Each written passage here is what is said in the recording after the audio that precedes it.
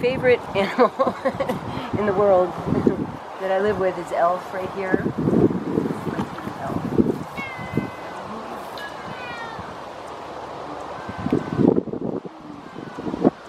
I got her, she was with a litter of 8 kittens that had to come to my house, and they had so many fleas. I just kept, you know, I raised them with their mama. Their mama was with us.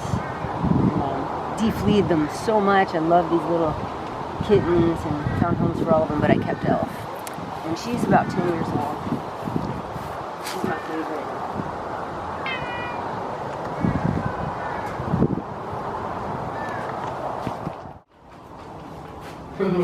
And this is Sugarbaby. Sugar, you want to come outside? Yeah.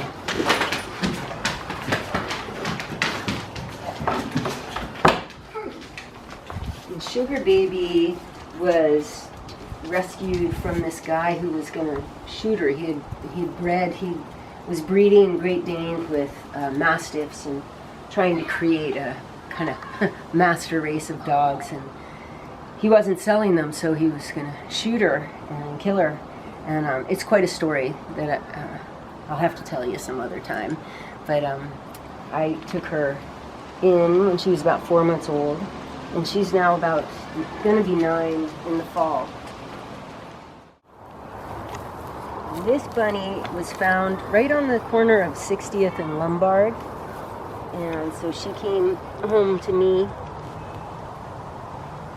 The neighbor called, and I took her, and we put signs up to see, but I guess with bunnies, people just get a little tired of them, and so they just drop them off somewhere.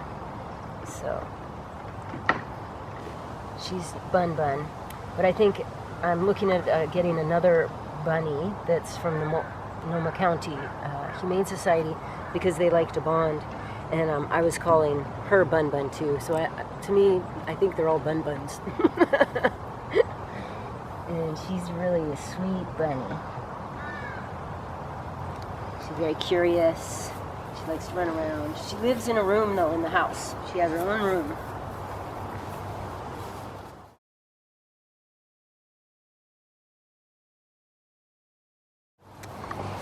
And then we have over in the other pen over here, the goats. Some friends of a friend, they got evicted from a small house that had a small backyard, and they had 2 goats back there. They had these 2 goats. And since they were evicted, we hustled and built these pens, or we built just one pen at first and brought them over. So Lola, my daughter, calls, this is Curdle and this is Truffle, but I tend to call them black goat and white goat. Yep.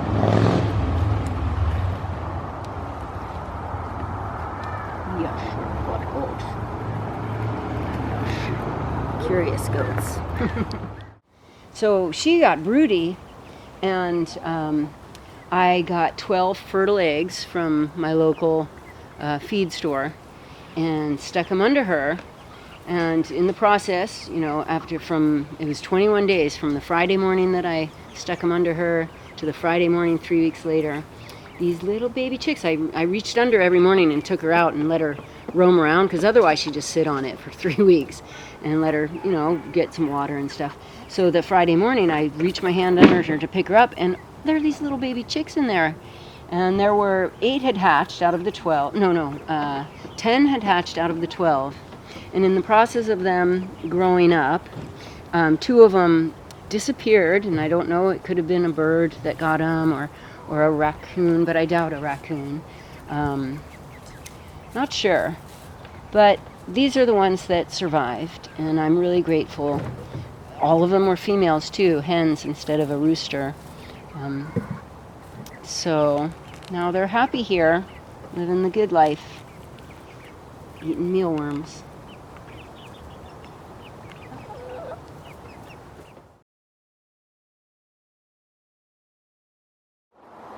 I'd love to see this place keep blossoming and changing, and holding space for more animals. More plant life, more bees.